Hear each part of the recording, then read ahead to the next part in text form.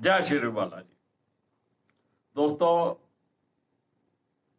17 अक्टूबर दोपहर 13:12 पर सूर्यदेव कन्या राशि छोड़कर तुला राशि में प्रवेश करने वाले हैं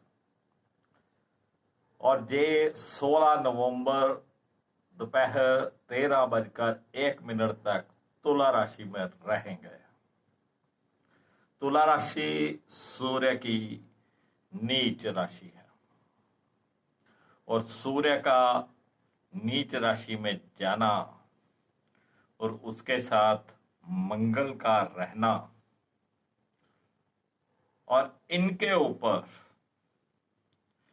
शनि की 10वीं दृष्टि पड़ना। चर्चा करेंगे सूर्य का तुला राशि में गोचर मेष लगन से लेकर कन्या लगन तक क्या प्रभाव देगा। महर्षि विशिष्ट ज्योतिष विद्यालय के चैनल के ऊपर मैं राकेश विशिष्ट आप सबका स्वागत करता हूं।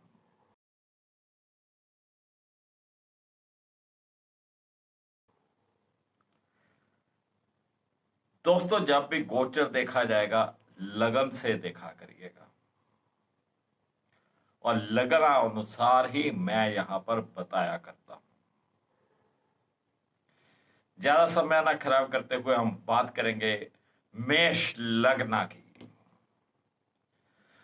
सूर्य मेष लगन के लिए पंचम भाव के स्वामी होकर सप्तम भाव में अपनी नीच राशि तुला में रहेंगे और इनके ऊपर शनि की दृष्टि रहेगी, साथ में मंगल भी रहेंगे।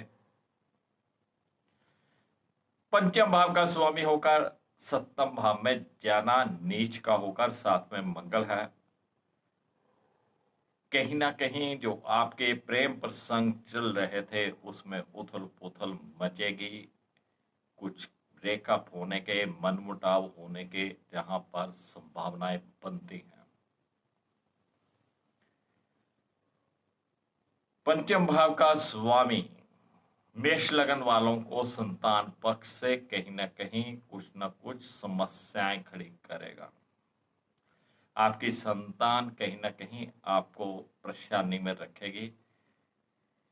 जो महिलाएं गर्भवती हैं, प्रेग्नेंट हैं, उनको अपने उस संतान जो पेट में है उसके प्रति थोड़ा अलर्ट रहने की आवश्यकता रहेगी, नहीं तो संतान हानि या संतान से कष्ट के योग। जो विद्यार्थी वर्ग है उनको भी अपनी विद्या में पूर्ण ध्यान देना पड़ेगा। सूर्य के नीच होने के कारण विद्या में पहले जैसा मन नहीं लगेगा, उतनी आउटपुट आप नहीं निकाल पाओगे जितनी आप मेहनत करोगे। पेट से संबंधित कोई ना कोई मेष लगन वालों को तकलीफ हो सकती है, पेट का खास तौर पर ध्यान रखिएगा। जिनको पहले से ही कोई हार्ट से संबंधित समस्या है उनको भी अपनी सेहत का ध्यान रखना चाहिए। हार्ट से संबंधित कोई समस्या बढ़ सकती है। जिनको किसी भी प्रकार का कोई पहले से फ्रैक्चर हुआ है उनको इस एक महीने में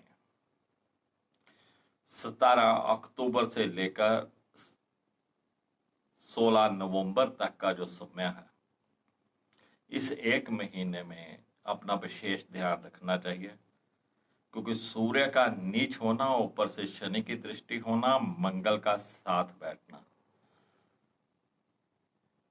द्वारा फिर से आपको चोट दे सकता है। सूर्य को जल दीजिएगा, काले और नीले रंग से परहेज करिएगा, आदित्य हृदय स्तोत्र का पाठ करिएगा, हनुमान चालीसा का पाठ करें, मां दुर्गा का पाठ करें, आपके लिए अति उत्तम रहेगा। बात करते हैं वृष लग्न की। तो वृष लग्न के लिए सूर्य देव चतुर्भाव के स्वामी होते हैं और चतुर्भाव के स्वामी होकर छठे भाव में जाएंगे। चतुर्भाव हमारे परिवार से संबंधित है, हमारी जमीन जायदाद से संबंधित है, हमारे व्हीकल से संबंधित है। पारिवारिक क्लेश की स्थिति हो सकती है, आपके परिवार में किसी भी प्रकार की उथल पुथल हो सकती है, या आप इस तरीके से व्यस्त हो जाएंगे कि अब आप अपने परिवार को कुछ समय नहीं दे पाएंगे। माता श्री की हेल्थ का विशेष ध्यान रखना पड़ेगा। किसी भी प्रकार का आप कोई व्हीकल या वाहन खरीदने वाले थे तो मैं समझूंगा 1 महीना अभी आपको रुक जाना चाहिए, नहीं तो ये व्हीकल जो आप खरीदने वाले हैं नुकसानदेह हो सकता है। किसी भी प्रकार का कोई आप जमीन जायदाद खरीदना चाहते थे तो अभी रुक जाइए। जब तक सूर्य नीच है ये कार्य में रुकावट रहेगी, या किसी भी प्रकार की कोई गलत डीलिंग हो सकती है। तो इसलिए 1 महीना इस कार्य को रोकना चाहिए और अपने घर परिवार में अपना मन या समय देने का प्रयास करना चाहिए। ग्रह क्लेश की स्थिति को टालने का प्रयास करना चाहिए। सूर्य को जल दीजिएगा, आदित्य हृदय स्तोत्र का पाठ करिएगा। बात करते हैं मिथुन लग्न की। मिथुन लग्न के लिए सूर्य देव तृतीय भाव के स्वामी होते हैं और तृतीय भाव के स्वामी होकर पंचम भाव में रहेंगे। तृतीय भाव हमारे पराक्रम से संबंधित होता है, हमारे लेखन कार्य से संबंधित है, हमारा जो भी हम कंप्यूटर या इंटरनेट से रिलेटेड कोई भी कार्य करते हैं उससे संबंधित है। तृतीय भाव के स्वामी का नीच होना कहीं ना कहीं छोटे भाई बहनों के साथ आपके संबंध बिगाड़ सकता है। उनसे मधुर संबंध बनाने का प्रयास किया जाना चाहिए। किसी भी प्रकार का कोई मैसेज ईमेल भेजते समय आपको सतर्क रहना चाहिए। ये ईमेल या मैसेज कुछ भी आप अगर गलत लिखते हैं तो आपके लिए समस्या खड़ी कर सकता है। किसी भी प्रकार का कोई ईमेल कोई मैसेज आपको आता है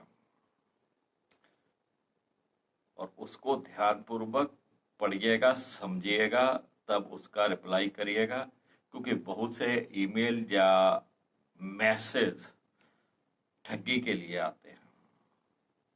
तो ये कोई मैसेज कोई संदेश आपको हानि पहुंचा सकता है, चाहे आपने भेजा हो चाहे आपको आया हो।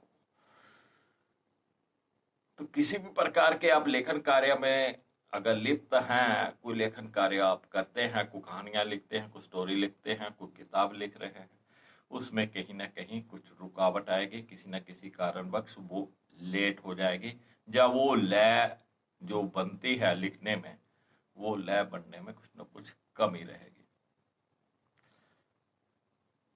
तो थोड़ा अलर्ट रहिएगा। बात करते हैं कर्क लग्न की। कर्क लग्न के लिए सूर्य देव द्वितीय भाव के स्वामी होते हैं और द्वितीय भाव के स्वामी होकर चतुर्भाव में नीच के रहेंगे। द्वितीय भाव हमारे परिवार से संबंधित है, हमारे कुटुंब से संबंधित है, हमारे रुपए पैसे या सेविंग से संबंधित है। और चतुर्भाव में सूर्य का जाना, चतुर्भाव भी हमारा घर परिवार है। तो आपके परिवार में किसी भी प्रकार का कोई ग्रह क्लेश हो सकता है। कोई कुल मीन्स जो कुल हमारा होता है, जिसमें हमारे काफी सारे रिश्तेदार इन्वॉल्व होते हैं, उनसे भी किसी प्रकार का मनमुटाव हो सकता है, आपके परिवार में भी हो सकता है। और धन की स्थिति के लिए आप किसी को भी उधारी में धन मत दीजिएगा। अगर आपने किसी को उधार दे दिया तो उसके डूबने के या लेट होने के या वो पैसे फंस जाने के पूरे पूरे चांसेस हैं। आप अपने परिवार के ऊपर भी धन खर्च कर सकते हैं या आपको करना पड़ सकता है।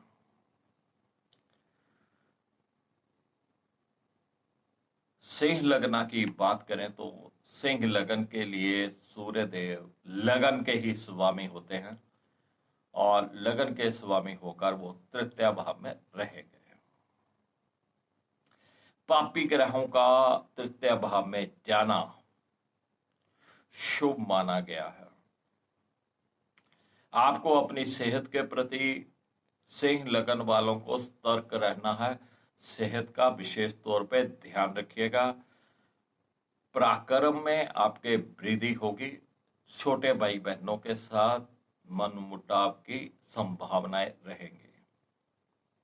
किसी भी प्रकार का कोई मैसेज ईमेल भेजते समय आपको थोड़ा अलर्ट रहना चाहिए। या कोई भी मैसेज कोई भी ईमेल आपको आता है तो थोड़ा अलर्ट रहना चाहिए।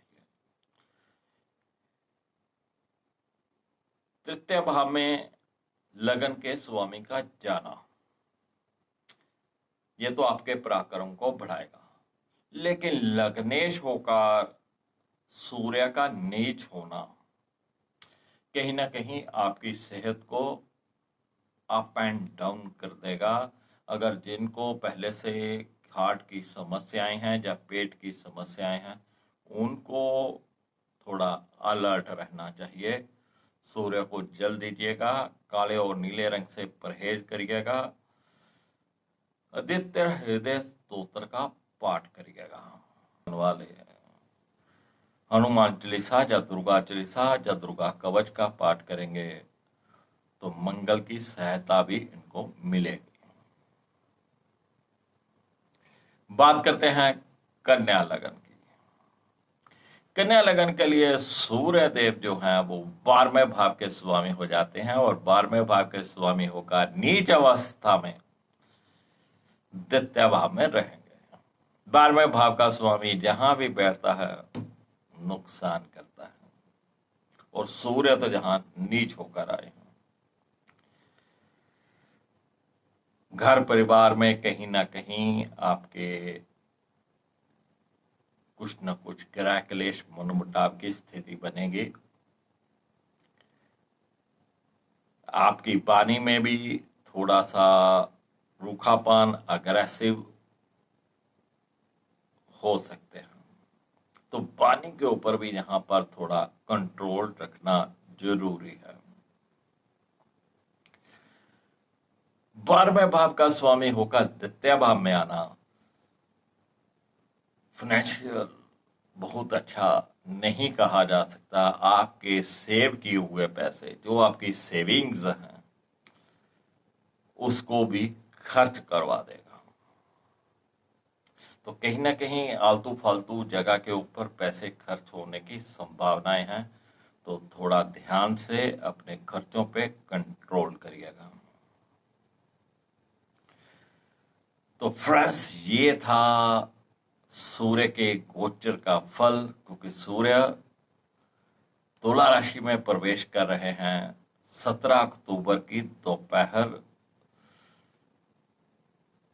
और ये 16 अक्टूबर की दोपहर तक यहीं रहेंगे। सूर्य जो कि मान सम्मान के प्रतीक है, सरकारी कार्यों से संबंधित हैं, हमारे हार्ट से संबंधित हैं, हमारी हड्डियों से संबंधित हैं, हमारी आंखों की रोशनी से संबंधित हैं। तो जिनको भी आंखों की कोई समस्या रहती है, जिनको हार्ट की समस्याएं हैं या जिनको बार बार फ्रैक्चर हो जाता है, उनको इस समय में बहुत सतर्क रहना है, बहुत ही ध्यानपूर्वक रहना है, ताकि सूर्यदेव इस प्रकार की कोई हरकत नहीं करें कि आपका कोई फ्रैक्चर हो जाए या आपका हार्ट से संबंधित कोई तकलीफ हो जाए या आंखों से संबंधित कोई तकलीफ हो जाए। ऐसे समय में कहीं ना कहीं इज्जत मान का भी नुकसान हो जाया करता है, उसका भी आपको ध्यान रखना चाहिए। चलिए फ्रेंड, फिर मिलेंगे अगले एपिसोड में, और उस एपिसोड में हम बात करेंगे तुला लग्न से लेकर मीन लगन तक कि सूर्य का तुला लगन में जो गोचर होने जाने वाला है उनको क्या लाभ, क्या फायदा, क्या नुकसान देने वाला है। राकेश विशिष्ट को इजाजत दीजिएगा। जय श्री बालाजी।